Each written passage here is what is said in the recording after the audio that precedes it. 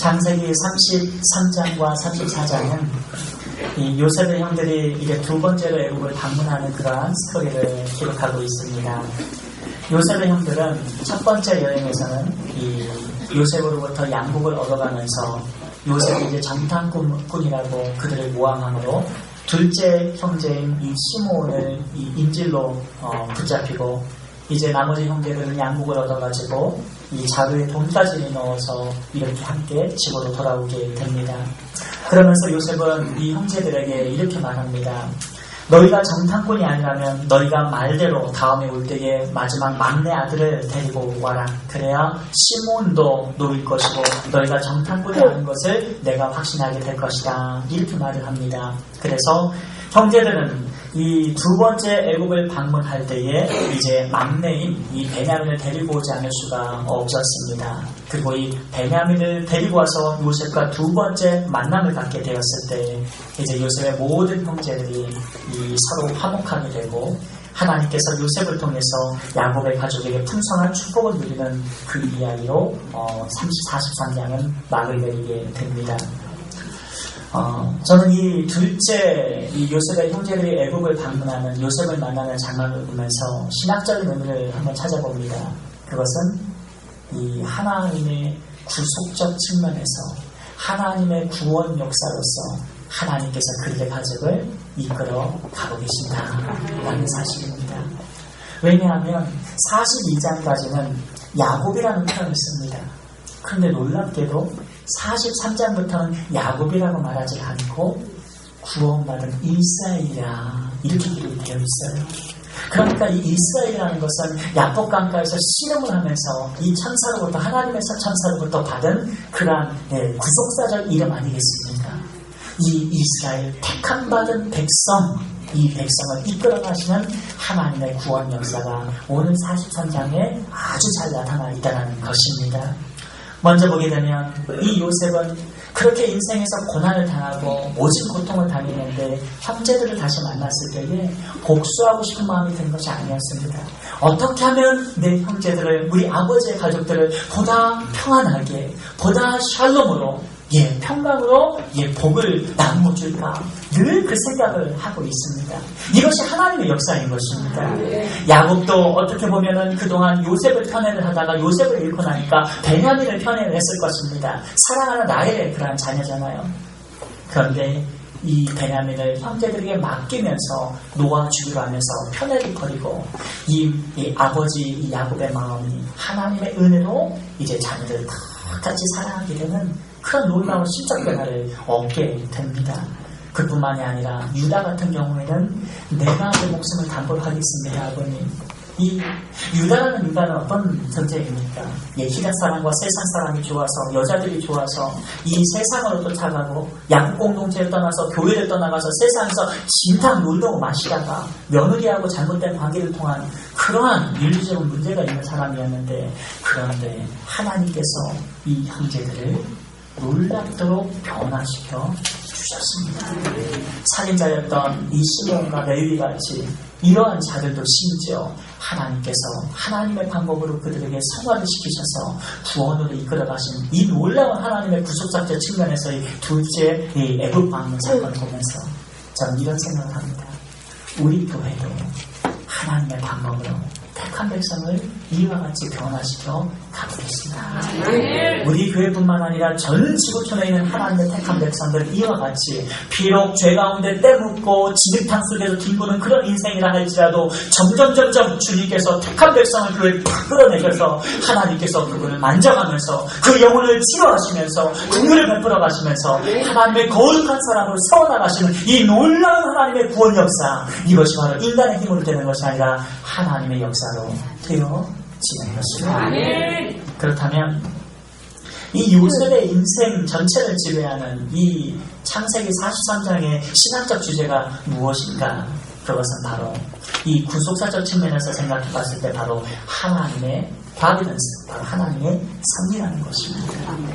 섭리란 하나님께서 역사와 인생을 주권적으로 통치하신다는 것을 의미합니다. 요셉이 구덩이에 빠진 것도 형들이 한 짓 같지만 실상은 하나님이 허락하셨습니다.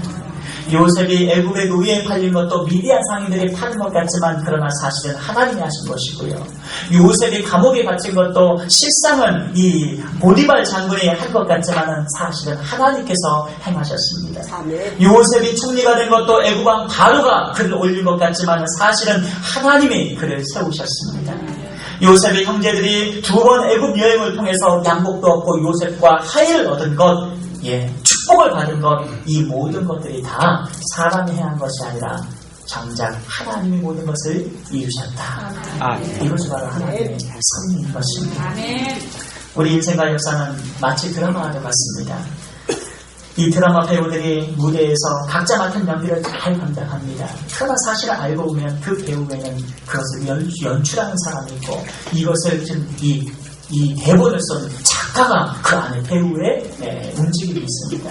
그 작가의 그러한 그대로 대본대로 배우들이 이 드라마를 만들어가는 것처럼 우리 인생의 역사가 우리가 열심히 뛰고 열심히 노력하고 열심히 살아가는 것 같지만 하나님의 택한 백성은 하나님께서 보이지 않는 손길로 이끄셔서 구원으로 이끌어가시는 놀라운 하나님의 구원 은총이 우리 가운데 있다는 것을 우리는 의심치 말아야 할 것입니다. 우리가 요셉의 생애를 공부하게 되면 요셉은 보통 그리스도의 모형이라 이렇게 말을 합니다. 그래서 많은 부분이 비슷합니다. 요셉이 고난받았던 것처럼 예수님도 고난을 받으셨고, 그리고 요셉의 은 20냥이 팔려나갔던 것처럼 예수님께서도 은 30냥이 팔려나가셨고, 이렇게 고난 가운데서 죽음과 같은 고난 가운데서도 결국 하나님께서 그를 총리를 높이셨고, 그리고 마찬가지로 예수님께서 십자가의 그 죽음에서 이 하데스에서 주님께서 부활로 높이신 점을 보게 되면 앞으로 오실 예수님에 대한 모형으로 이 요셉을 잘 설명하는 그러한 신학적인 그러한 근거도 있습니다. 그런데 또 한편으로 보게 되면 저는 오늘 요셉을 보면서 어떤 모습을 보냐면 바로 섭리하시는 하나님의 이 작정하심이 요셉을 통해서 드러나게 된다. 그걸 저는 보게 됩니다. 무엇을 보고 제가 그것을 느끼냐면 19절 말씀부터 제가 한번 읽어드릴게요. 그들이 요셉의 집 청지기에게 가까이 나아가 그 집 문 앞에서 그에게 말하여 이르되 네 주여 우리가 전번에 내려와서 양식을 사가지고 여관에 이르러 자루를 풀어본즉 각 사람의 돈이 전에 그대로 자루 아귀에 있기로 우리가 도로 가져왔나이다. 양식 살 돈도 우리가 가지고 내려왔나이다. 우리의 돈을 우리 자루에 넣은 자는 누구인지 우리가 알지 못하나이다. 이렇게 고백했어요. 만약에 자기가 이 돈을 가져다 주지 않으면 부들부들 떨면서 잘못하면 죽을 수도 있겠다. 겁에 질려서 지금 미리 사실직고를 한 것입니다. 그런데 이런 형제들의 그러한 대답에 대해서 요셉이 말한 게 아닙니다. 요셉의 집에 있는 청지기가 뭐라고 얘기를 하는 거 아니에요? 우리 23절 말씀 같이 한번 읽겠습니다. 시작. 그가 이르되 너희는 안심하라. 두려워하지 말라. 너희 하나님 너희 아버지의 하나님이 재물을 너희 자루에 넣어 너희에게 주신 것이니라.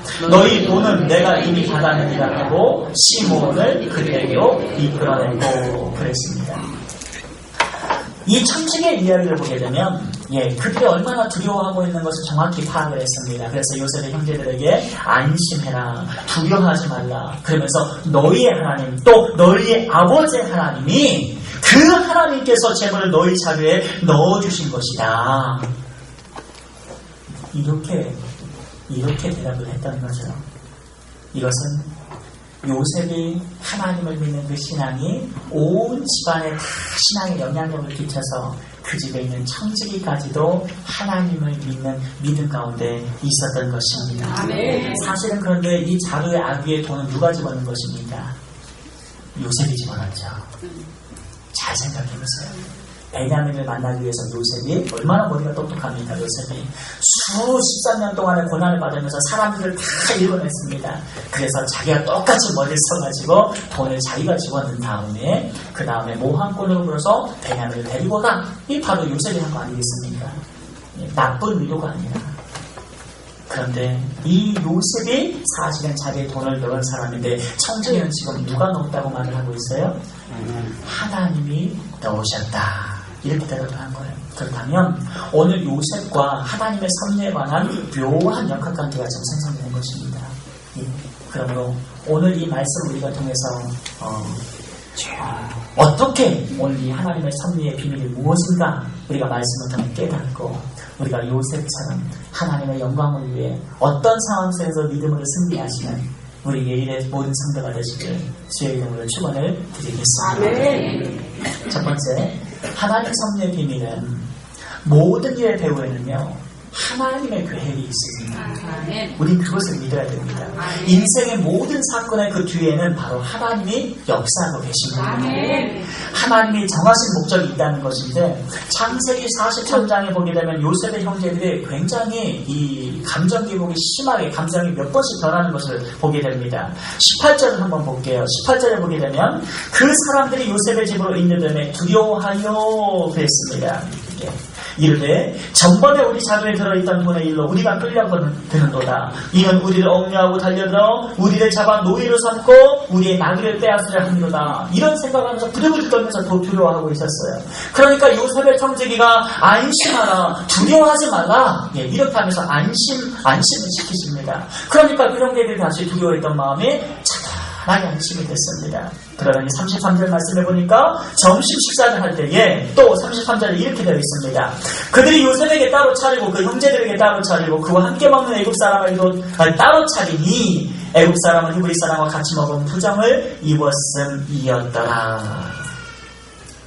이렇게 보면서 이상해했죠. 궁금해했습니다. 아니 어떻게 이럴 수가 있지? 어떻게 우리 10명의 이 형제들을 정확하게 나이의 숫자에 따라서 11명을 정확하게 이렇게 앉힐 수가 있지? 이상하다. 궁금했을 거예요. 뭔가 좀 이상한 거예요. 이런 가운데서 34절 말씀에 이렇게 말씀합니다. 요셉이 자기 음식을 그들에게 주되 베냐민에게는 다른 사람보다 5배나 주매 그들이 마시며 요셉과 함께 즐거워하였더라. 그러나 결국에는 다시 함께 풍성한 잔치에서 즐거워했던 마음이 오락가락하면서 결국엔 즐거워하는 그러한 이 그들의 요셉 형제들의 마음을 우리는 좀 보게 됩니다. 자, 우리의 삶을 살다 보면 우리의 감정이 이 형제들을 같을 때가 있어요. 어저께까지는 행복합니다. 그런데 오늘 아침에 무슨 사건을 인하여 내 마음이 쫙 가라앉을 때가 있고 어쩔 때는 마음이 좋았다가 슬펐다가 무덤덤했다가 또 주 앞에 예배의 자리에 오게 되면 하나님 때문에 감사합니다 이러면서 또 주의 영으로 충만해졌다가 우리의 감정이 이모션이 왔다 갔다 해요. 근데 여러분 분명히 알아야 될 사실이 있습니다. 우리 인생을 살아가면서 우리의 감정은 계속 이렇게 매번 변하지만 우리 아버지 하나님의 뜻은 절대로 변하지 않습니다. 세상은 다 변해도 하나님의 뜻은 변하지 않으십니다. 하나님은 택한 백성을 구원하시기로 작정하셨습니다. 여러분을 사랑하셨고 여러분을 구원하기로 작정하셔서 그 하나님의 방법대로 하나님의 계획대로 우리를 이끌어가고 계신 것입니다. 오늘 이 형제들의 감정 기복과는 관계없이 오늘 요셉을 한번 보십시오. 요셉이 형제들의 자루에다가 아귀에다가 돈을 집어넣고 그러면서 형제들이 부들부들 두려워하게 되었는데 그러나 요셉의 생각은 항상 변함이 없어요. 어서 빨리 베냐민을 만나고 아버지를 만나고 빨리 우리 가족을 좀 살려야 되겠다. 그 형제들이 이상히 여기든 아니면 즐거워하든 그 형제를 어떻게든지 변함없는 그런 하나님 아버지와 같은 심정으로 이 형제들을 구원해주고 그리고 이 야곱과 우리 가족을 다시 만나서 화해하고 다시 한번 이들에게 놀라운 내가 할 수 있는 최대한의 섬김을 한번 베풀어줘야 되겠다. 요셉이 변함없는 그런 뜻을 가지고 가족에게 대하는 모습을 볼 수가 있습니다. 하나님은요 우리의 삶이 어떠하든지 때때는 우리가 세상에 넘어질 때가 있고 세상 가운데 우리의 마음에 축 처질 때가 있고 우리의 생각이 상황에 따라 자꾸 변할 수 있지만 그러나 우리 아버지 하나님께서는 한 번도 우리의 삶에서 눈길을 떼보신 적이 없고요. 하나님은 우리를 모든 일과 합력한 선을 이루는 길로 이끌어 가시는 우리 아버지 하나님을 우리는 믿어야 할 것입니다. 혹시라도 이 가운데 고난이 있으신 분이 있으면 감사하십시오. 하나님이 그 고난을 통해 하나님의 뜻을 이루십니다.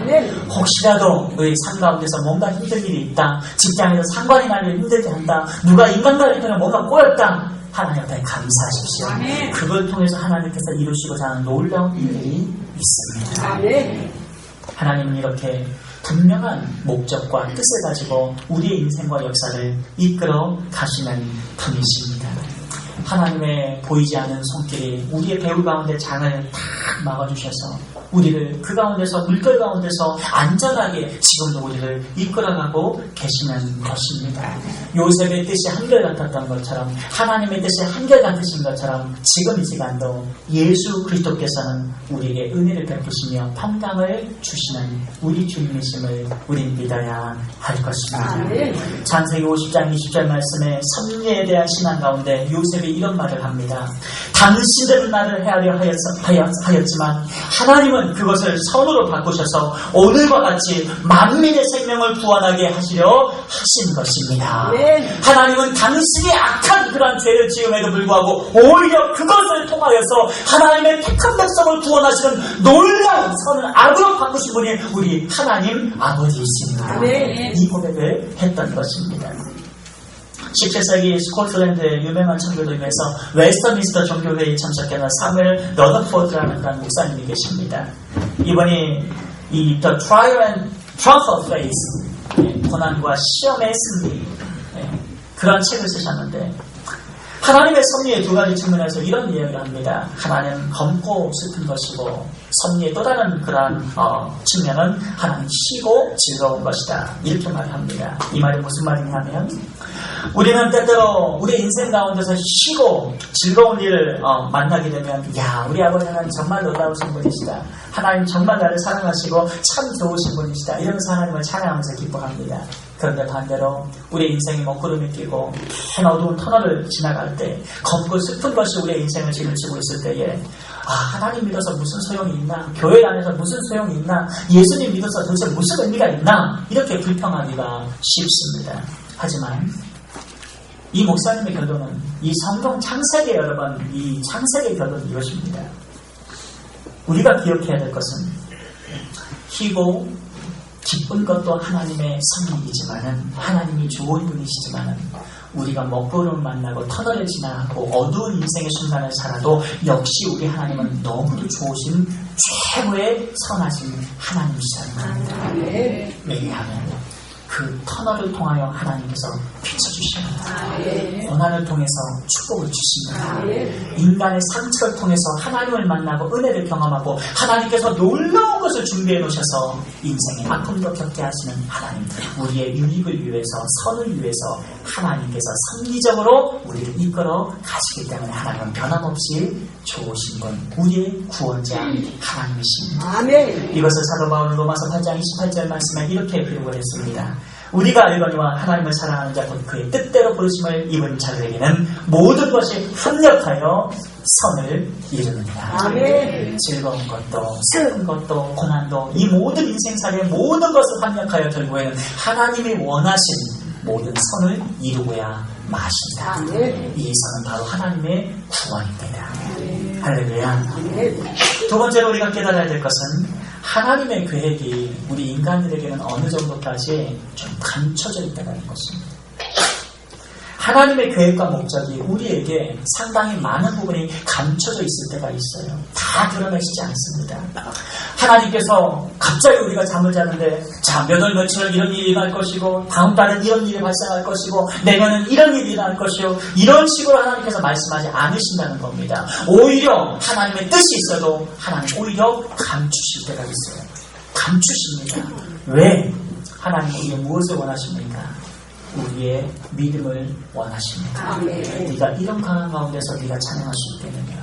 그러니까 요셉에게도 사단이 시험한다고 했을 때 허락을 하신 것입니다. 얼마든지 허용하지 않으실 수 있어요.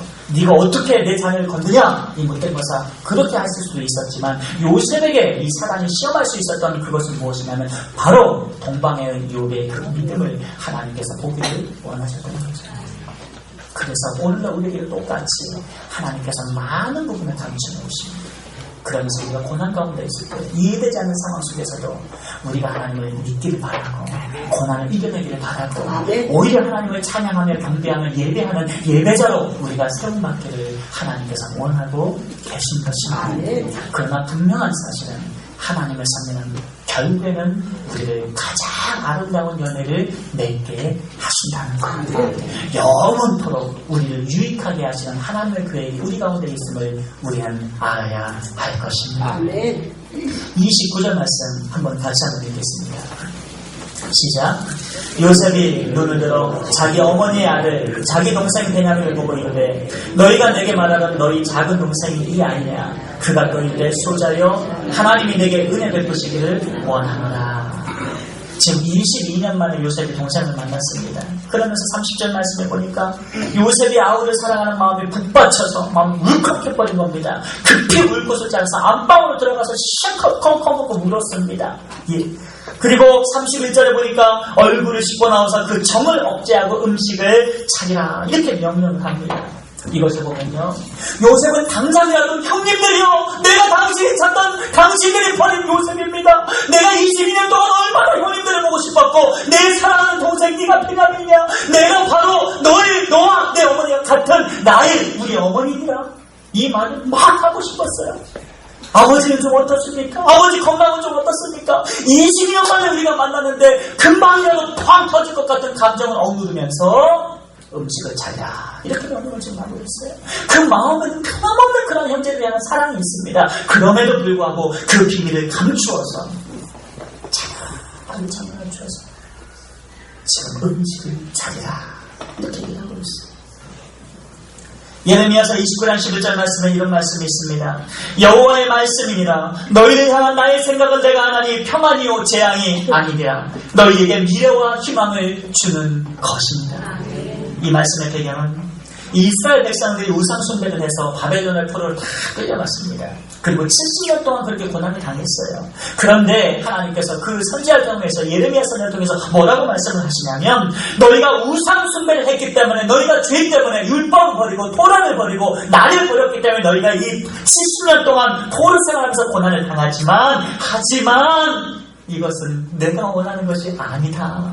너희를 향한 진짜 나의 마음은 너희가 평안하게 원하는 것이고 너희가 소망을 갖기를 원하는 것이다. 그리고 내가 너희를 반드시 세우고 구원할 것이다. 이런 아버지의 말씀을 하나님께서 말씀하십니다. 똑같지 않습니까? 요셉도 당장이라도 자기를 다 드러내서 형님들에게 밝히고 싶지만 그러나 알아야 될 거 아니에요. 형제들이 얼만큼 변했는지, 과연 죄로부터 회개했는지, 옛날 지난 날의 삶을 보면서 정말로 하나님의 영광과 뜻을 위해서 살기를 원하는지 너무나도 궁금한 게 많았던 것입니다. 정말 우리 형님들이 정말 영적으로 깨어있을까? 정말로 가족들을 사랑하고 예전처럼 내가 사랑을 좀 받는다고 나를 버려버리고 나를 죽이려고 하는 그런 형님들은 아닌가? 베냐민이 얼마나 그 많은 그런 고난을 당했나? 너무나도 궁금한 게 많았습니다. 그리고 이 형님들이 회개한 모습을 정말 지켜보고 싶었던 것입니다. 그러나 그 과정 가운데서 형님들이 예전의 형들이 아니구나, 하나님의 은혜로 이 형님들이 변했구나, 이것을 통해서 확 자기 자신을 드러내는 그런 일가 있습니다. 사랑하는 성도 여러분, 하나님은요 지금 이 순간에도요 우리의 영을 치유하고 계십니다. 상한 감정을 치유하고 계십니다. 관계를 회복하고 계시고 우리 삶 가운데 에이덴의 평안을 주시면서 샬롬 평강을 주시는 그 분이 우리가 믿는 아버지 하나님이세요. 그러므로 이런 하나님의 긍휼하심, 하나님의 사랑으로 이 시간 체험을 위해서 영혼이 확 회복이 되시고 하나님이 주신 모든 복을 다 받아 누리시는 주의 백성이 되시기를 축원을 드리겠습니다. 근데 사람의 악이라는 것이 그렇습니다.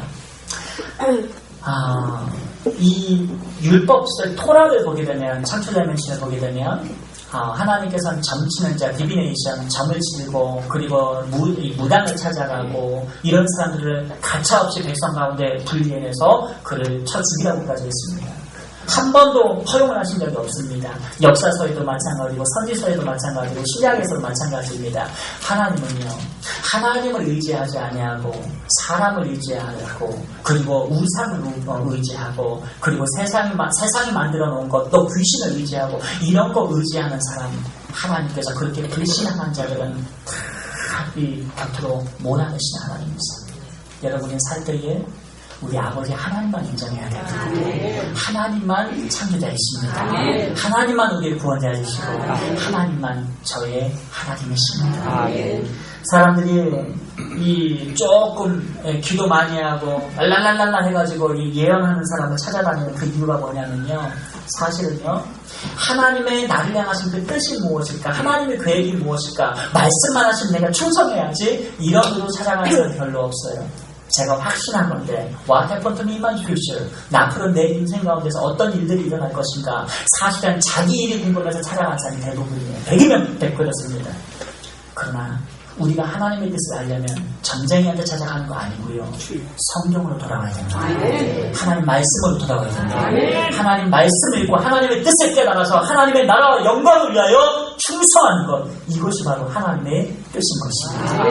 할렐루야. 그러므로 아무리 신령한 분이 있어도요, 우리는 신령, 영으로 쓰임받은 하나님의 계시의 말씀을 읽고 신앙생활 해야 되는 이유가 바로 그것인 줄을 믿습니다.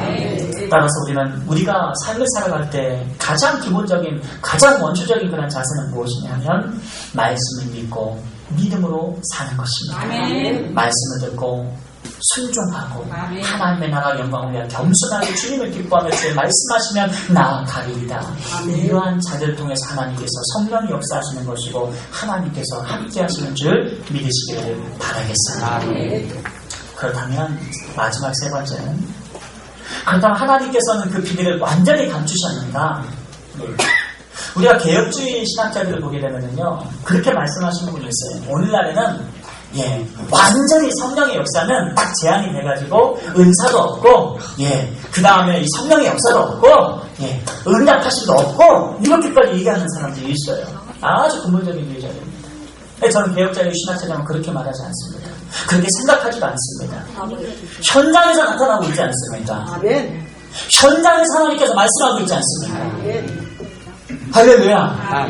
지금도 하나님의 성령의 역사가 교회 안에, 선교지에, 하나님의 역사 가운데 역사하고 있어요. 때때로요 드러내 있습니다. 물론 매번 우리가 원할 때마다 드러내시는 하나님이 아니십니다. 하나님의 섭리는 언제 드러나느냐? 하나님께서 원하실 때, 하나님의 특별한 일을 위하여, 하나님의 목적을 위하여, 하나님의 주권적 차원에서 하나님의 비밀을 가끔씩 드러내실 때가 있습니다. 33절 말씀을 보게 되면 요셉이 점심을 초대해놓고 형님들을 순서대로 앉히게 되죠. 확률적으로 여러분 몇 분의 몇입니까? 저번 시간에 오후 예배 때 말씀을 드렸던 것처럼 1000억분의 1이 넘습니다. 이 지구의 행성에 여러분 15개 정도를 모아놓고 그 가운데서 딱 한 명 뽑아내는 확률이에요. 불가능한 거죠. 그걸 지금 요셉이 한 겁니다.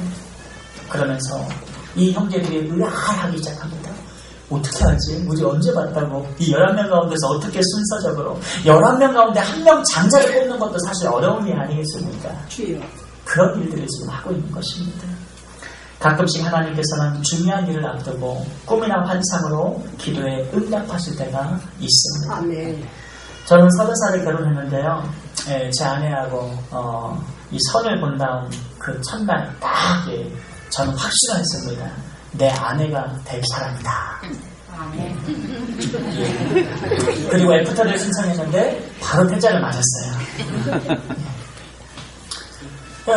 저희 어머님도 기도를 하셨는데 저한테 아들, 하나님이 3번 응답하셨는데 똑같이 내 며느리감 맞아?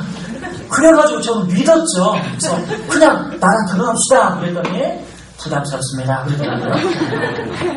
근데 결국에는 결혼이 됐어요. 그 이유가 뭐냐? 하나님께서 제 아내의 눈을 바꿔버리신 거죠. 눈을 여셔가지고 제가 멋있게 보이게 만드신 사람이 하는 게 아니에요. 제가 몰랐어요. 갑자기 됐어요 그랬던 사람이 저 없으면 못 살 사람 같이 이렇게 바뀌는 것을 보고 1년 뒤에 보면서 광채가 막 일어나면서 막 이런 신비한 일을 얘기를 하는데 누가 하겠습니까? 하나님이 하시는 하나님의 섭리라는 게 그런 부분이 있어요. 이번에 이충현 박사님이 이번에 목회자 모임을 딱 했는데 1억을 딱 이렇게 헌금을 하셨어요. 하신다고 작정을 하셨어요. 1,000만 원 내놓고. 이제 우리 2학기 때부터 어떻게 보면 우리 교회가 하나님 앞에 존귀하게 더 쓰임받을 것입니다. 네. 이제 우리 대한민국의 아주 저명한 제 선배님들도 해가지고 타 클래스에 든 그런 그 교수님들이 현지 교수님들이 와서 신학교를 구상을 하고 그와 동시에 선교 학교를 구상을 해요. 우리나라의 대표적인 한국상서대 김성호 교수님 트리티 출신, 그 다음에 총신의 김성호 교수님 거기에서도 오시고 저하고 또 옆에 한영신학대에서 또 권영재 교수님들이 오셔가지고 선교사님에서 쫙 선교학교도 같이 두 필러스, 하나 쪽은 선교학교로 움직이고 하나 쪽은 지도자를 키워내고 오랫동안 기도해오던 일인데 이 일이 지금 되기 시작하는 거예요. 근데 이게 된 게 어떻게 되냐면 이 박사님이 그냥 움직이는 분이 아니에요. 사람이 돈 있다고 막 투자하는 그런 사람 아닙니다. 그런데 기도하고 주무시는 데에 하나님으로부터 응답을 받으셨는데 똑같은 시간에 이순길 목사는 하나님이 동일하게 응답을 주셨어요. 서로 놀라는 거죠. 하나님 이름은 해야 됩니다. 그러면서 갑자기 제가 제일 나이 젊은 제가 학장이 돼버렸어요. 그리고 신용하신 교수님께서 배 교수님 하시면 열심히 돕겠다고 하면서 그냥 학교가 세팅됐거든요. 저는요 이런 모든 과정들이요 하나님 행하시냐고 생각해요. 요셉도 언제 자기가 국무총리 한다고 그랬어요? 그런 적 없습니다. 한 번도 그런 일 한 적이 없어요. 이 감옥에서만 벗어나도 좋겠다 그런 생각했을 거예요. 그런데 하나님께서 그렇게 만드시지 않아요. 하나님께서 하나님의 방법으로 그 고난을 통해서 오히려 하나님께서 하나님의 길로 이끌어 가시는 거예요. 만약에요 이 요셉이요 이 형님들한테 볼 구덩이에 빠졌을 때 왜 내가 이 구덩이에 빠졌냐고, 왜 내가 이 노예 생활을 해야 되냐고, 내가 왜 이렇게 억울하게 이 감옥에서 이렇게 이런 생활을 해야 되냐고 불평하고 불만하고 원망짓고 하나님 없이 맺다 모르겠다 내 방식대로 살아야 되겠다 이랬다면 하나님이 그를 못 주셨을 거예요. 그런데요 끝까지 요셉은 하나님의 섭리를 믿어요. 하나님이 하시는 줄 믿습니다. 하나님이 이 고통을 통해서도 하나님의 뜻이 이루어지는 줄 믿습니다. 다윗도 마찬가지였어요. 하나님 제가 지금 장인어른 사울왕한테 쫓겨다니지만 3,000명한테 이렇게 쫓겨다니지만 하나님께서 이 일을 이루신 줄 믿습니다. 저는 이해할 수 없습니다. 그러나 하나님이 이것까지도 사용하셔서 하나님이 하신 줄을 믿습니다. 이것이 하나님의 섭리인 거예요. 지금요 여러분이 겪고 있는 이 삶이 있지 않습니까? 때때로는 슬픈 일도 겪고 억울한 일도 겪고 고난도 겪고 고통도 겪을 수 있습니다. 그러나 하나님은 그것까지도 사용하셔서 하나님의 놀라운 일을 이루시는 하나님 우리 아버지 하나님의 섭리인 줄을 믿습니다. 우리는 이 믿음을 갖고 살아요. 그래서 고난당해도 하나님께 찬양하고 감사하고 힘든 일이라도 하나님 앞에 감사하고 그렇게 살다 보면 어쩔 때 하나님께서 섭리를 그 뜻을 우리에게 특별하게 보여주실 때도 있어요. 그러니까 하나님의 백성 가운데서 터출리안도 그렇고 성 어거스틴도 마찬가지고 그 다음에 잔나르크도 마찬가지고 하나님의 사람들이 2000년 역사 동안에 이런 하나님의 특별한 어떤 그런 응답을 받고 헌신하고 놀랍게 하나님께 순종할 수 있었던 거예요. 아멘. 그런데 어떻게 아예 성령의 역사는 일어나지 않는다 그런 말을 감히 할 수가 있겠습니까? 저는요 이 하나님의 이 정령 계시의 완성 하나님의 말씀 100% 믿을 뿐만 아니라 성령의 역사도 하나님의 섭리 가운데 지금 오늘날에도 하나님께서 원하시면 얼마든지 일어나실 수 있습니다. 저는 그렇게 믿고 있습니다. 이 세계 유명한 순교자 폴리캅은 그가 순교 당하기 이틀 전에 꿈을 꿨어요. 하나님께서 그 섭리를 그 뜻을 드러내신 거죠. 꿈을 이렇게 베개를 잡고 이렇게 자고 있는데 이 터툴리안이 꿈속에서 자기가 이 베개가 불에 막 타가지고 자기가 온몸이 불에 타는 그런 꿈을 꾸고 하나 깨버렸어요. 그랬는데 그 꿈대로 이틀 후에 바로 화형식이 준비되어 있었어요. 아무 말 없이 86년 동안이나 우리의 주님 예수님께서는 나를 한 번도 배반한 적이 없는데 내가 어떻게 예수님을 배반할 수 있습니까? 이러면서 화형장을 묵묵하게 들어가서 화형을 당하신 분이 터툴리안이에요. 이렇게 하나님은요 특별한 목적이 있을 때 하나님 자신의 뜻을 드러내십니다. 여러분을 사랑하는 성도 여러분, 오늘 한 가지만 인식하십시다. 우리의 삶이 잘 될 때도 형통할 때도 하나님 좋은 분이시지만 우리의 인생이 안 될 때도 힘들 때도 하나님은 여전히 좋으신 분이십니다.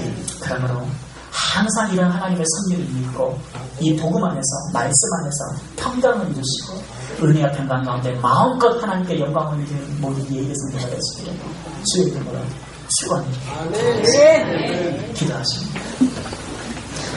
하나님 참으로 감사합니다.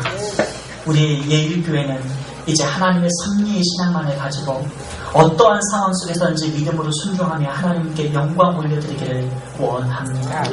우리의 삶이 어떠하든지 우리의 감정이 어떠하든지 사건과 감정과 상황이 휘말리지 않게 하시고 믿음으로 초월하여 요셉처럼 다윗처럼 다니엘처럼 믿음으로 말씀을 쫓아 이 세상을 승리하는 믿음의 주역들, 승리의 주역들이 다루는 우리 모두가 되게 하여 주옵소서. 예수님의 거룩하신 이름으로 감사하며 기도드립니다. 아멘.